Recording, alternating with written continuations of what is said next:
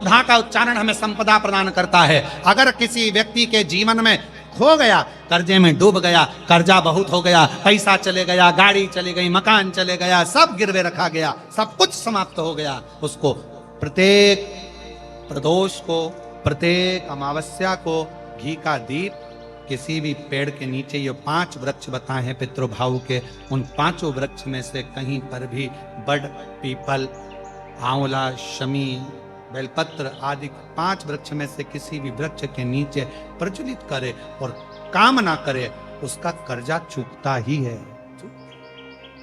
4 पितरों का स्मरण होगा। कोई ब्राह्मण भोज कराए, पितरों के लिए तर्पण करे, तिलांजलि दे, पिंड दे, भोजन दे, यज्ञ करे, अनुष्ठान करे, यदि स्वधा स्वधा स्वधा 3 बार, स्वधा 4 बार, स्वधा 5 बार, ऐसे स्वधा का यदि 5 बार भी कोई नाम ले लेगा तो उसको पिंड और तर्पण का पुण्य फल पितरों तक पहुंच जाए। स्वधा स्वधा, ब्राह्मण भोजन करा रहे हो, गौ माता को श्राद्ध पक्ष में रोटी दे रहे हो, स्वान को रोटी दे रहे हो, कागल को निकाल रहे हो, कौवे को रोटी दे रहे हो, स्वधा का स्मरण सुख दे। घर में यदि क्लेश उत्पन्न हो जाता है,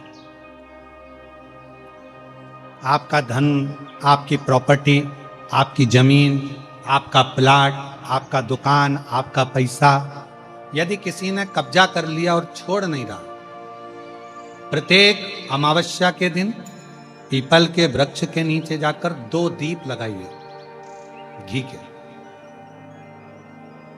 दोनों दीप के सामने एक हल्दी का चावल, एक कुंकू का चावल का दाना रख दीजिए और स्वधा स्वधा स्वधा स्वधा 3 बार कह दो और स्मरण करो, हे हमारे कुलदेव, पितृदेव, शिवदेव, महादेव, कृपा कर कर मेरा जो जमीन है, मेरा जो धन है, मेरी जो प्रॉपर्टी है, मेरा पैसा लोगों ने हथिया लिया, देते नहीं। अपना गोत्र बोलकर स्मरण कर कर बाबा मेरा धन मुझे वापिस ला कर दो। एक अमावस्या पर करो, फिर अगली अमावस्या करो, ऐसे 2-4 अमावस्या करोगे। जिसने ले रखा है वो खुद सोचेगा कि मुझे क्या हुआ कि मुझे देना है, उसका पैसा चुकाना है, धन रखेगा नहीं वो। पितृ स्वधा का नाम स्मरण करते से, जब हम सुधा सुधा सुधा सुधा कहते हैं, पितृ उसको स्वीकार करते हैं। जैसे अग्निदेव की धर्म पत्नी स्वाहा, क्या है, जम के बोलो जरा, स्वाहा। जब हम यज्ञ करते हैं, सांकल ले देते हैं, ओम वैष्णवे स्वाहा, स्वाहा बोलते से ही अग्नि देवता की धर्म पत्नी उस भाग को देवताओं को देती है। उसी तरह तर्पण, तिलांजलि, पिंड, तर्पण आदि जितने भी हम पितरों के लिए कर्म करते हैं, उसमें हम स्वधा स्वधा बोलते हैं। जब स्वधा बोलते हैं तो वो स्वधा पितरों को भाग देती है और पितरों से कहती है, ये मेरा बेटा दुखी है, इसको ये तकलीफ है, इसको ये कष्ट है, तुम इसका ये कष्ट पितृदेव मिटा दीजिए, महादेव की आज्ञा है, इसको सही कर लीजिए। करते श्रेष्ठ करते। 16 दिन के श्राद्ध में भगवान नारायण कहते हैं, मैं वर देता हूं कि जो पितृपक्ष की कथा श्रवण करता है उसकी मनोकामना देव अधिदेव महादेव पूर्ण कर देते हैं। ये नारायण वचन देते। पितृलोक में पितरों की 3 बेटियां हैं, मेना, धन्या और कल। ये कथा अपने को शिव महापुराण में मिलती। और पितरों की 3 बेटियां बड़े आनंद के साथ में पितृलोक में भ्रमण कर,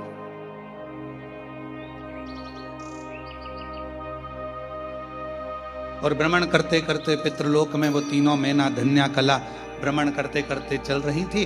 और उन्हीं पितृलोक के दरवाजे पर सनकादि ऋषि बैठकर तप कर रहे हैं, साधना कर। सनत कुमार बैठे हैं और भगवत भजन में डूबे हुए, मंत्र जाप में, नाम जाप में, स्मरण में डूबे हुए, तप साधना में डूबे हुए। थोड़ी देर बाद वहीं से मेना निकल कर जाती हैं। अब मेना, धन्या, कला पितरों की बेटियां, अब पितरों की बेटियां आराम से निकल रही थी, पर मेना जब निकल कर गई तो उसके जो लहंगा था, अब आज के जमाने में तो इतना भारी तो लहंगा नहीं चलता, पर उस समय पर तो सोना, रतन, माणिक, मोती, हीरा, पन्ना सब लहंगों में जड़ा रहता था। तो जैसे ही मैना निकल कर गई तो उनका जो लहंगा था वो सनत कुमार की जंघा पर लग गया। धन्या निकल कर गई, उनका शरीर का जो वस्त्र था, लहंगा था, वो उनके शरीर पर लग गया। कला निकल कर गई तो भी उनके शरीर पर उसका भाग लग गया। अब चरण तो नहीं लगा पर वस्त्र लगा है। अब जो तप में डूबा हुआ है, साधना में डूबा हुआ है, भजन में डूबा हुआ है, स्मरण में डूबा हुआ है, मंत्र जाप में डूबा हुआ है, नाम जाप में डूबा हुआ है, और मालूम पड़े उसको वो बार बार चोट लगती है, तो सनकादि ऋषियों को क्रोध आ गया। और सनत कुमारों में क्रोध आया, और क्रोध आकर उन्होंने कहा कि तुम पितृलोक में पितरों की बेटियां हो, और पितरों की बेटियां होकर और तुम जो है हमको लात मारती हुई या हमको अपने वस्त्र का भाग छुआते हुए जा रही हो। हम तुम्हें श्राप देते हैं कि तुम पितृलोक छोड़कर मृत्यु लोक में जाओगी और तीनों पृथ्वी पर जाकर भ्रमण करोगी। तीनों ने चरण पकड़ लिए। आप कृपा करिए सनत कुमारों, सनकादि ऋषियों, कृपा करिए, करुणा करिए। तब पितरों ने आकर क्षमा मांगी।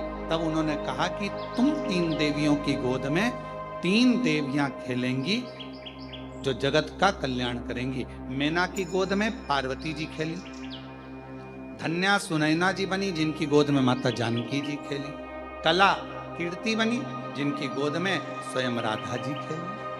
ये 3 देवियां तीनों की गोद में खेल रही और पितृलोक का सुख छोड़कर मृत्यु लोक में आ गई। तो कहा सभी लोकों में देवियां कती हैं, मैना कती है, धन्या कती है, कला कती है। इन तीनों देवियों का कहना है हमें पितृलोक से जाना नहीं है, हमारा पितृलोक हमें अति प्रिय, अति। और ये सत्य है।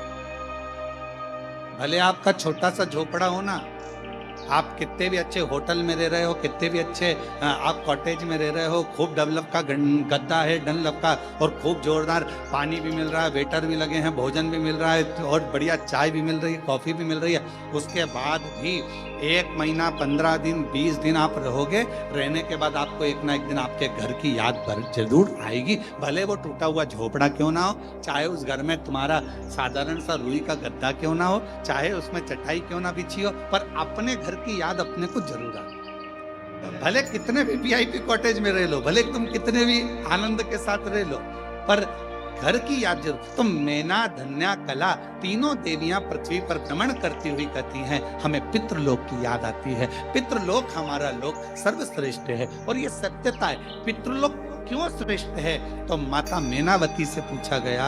एक बार हिमालय राज ने पूछा कि मैना, तुझे अपने पिता का घर पितृलोक इतना प्रिय क्यों है? तो मैना जी ने कहा कि जब पृथ्वी पर कथा होती है, मृत्यु लोक में पृथ्वी पर जब कथा होती है, भगवान शंकर की यह पवित्र धरा मृत्यु लोक में जब भी विष्णु महापुराण की कथा होती है, जितनी देर तक कथा के पंडाल में जितने लोग बैठकर कथा श्रवण करते हैं या किसी भी माध्यम से जितने लोग, जैसे आस्था चैनल पर सुन रहे हैं, फेसबुक यूट्यूब पर श्रवण कर रहे हैं, आप जहां जहां बैठकर कथा को श्रवण कर रहे हैं अपने अपने घरों में, जितनी देर तक आपका ध्यान शिव महापुराण की कथा में रहता है, उतनी देर तक भगवान वैकुंठ छोड़कर पितृलोक में पितरों के ऊपर हाथ रखकर कथा को श्रवण करते हैं।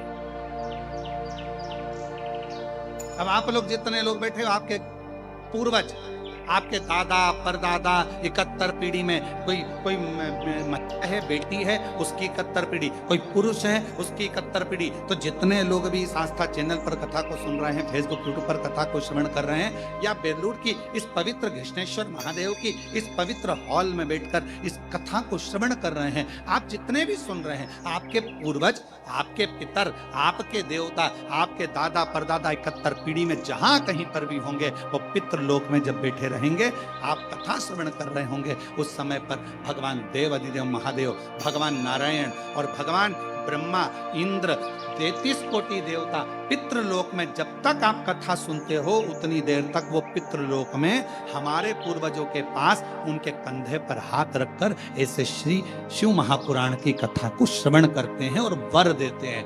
देख, तेरे परिवार वाले कथा सुन रहे हैं, देख तेरे परिवार वाले कथा करवा रहे हैं, देख तेरे परिवार वाले 3 घंटे तक कथा में अपने हृदय को, अपने चित्त को, अपने मन को लगाए हैं। जा पितृपक्ष में ये कथा तेरे पूर्वजों के आनंद में ये श्रवण कर रहे हैं। 16 दिन के श्राद्ध में भगवान नारायण कहते हैं, मैं वर देता हूं कि जो पितृपक्ष की कथा श्रवण करता है उसकी मनोकामना देव अधिदेव महादेव पूर्ण कर देते हैं। ये नारायण वचन दे। पितृपक्ष की कथा मतलब पितरों के भाव से, पितरों के कल्याण हेतु, पितरों के सुख हेतु भगवान शंकर के पुत्र स्वयं गणेश जी महाराज के नाना जी के सुंदर आनंद में ये कथा हो रही, क्योंकि मां पार्वती के पुत्र गणेश और पार्वती के पिताजी हैं पितृ, तो गणेश जी के हो गए नाना नानी।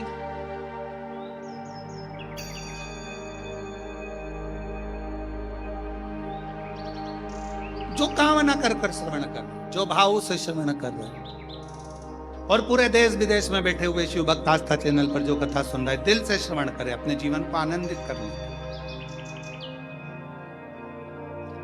पितृलोक बड़ा सुंदर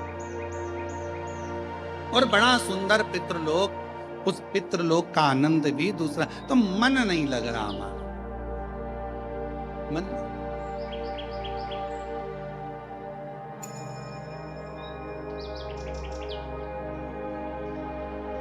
ये पितृलोक मेरा प्रिय।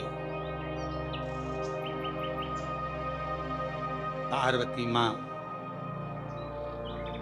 कहती हैं हिमालय राज से मेरा दिल नहीं लगता, पितृलोक में मेरा मन लगता है, क्योंकि पितरों का लोक एक ऐसा लोक है जहां भगवान नारायण स्वयं अपने देवताओं के साथ में पितरों के कंधे पर हाथ रखकर कथा का रस तत्व श्रवण करते हैं और वर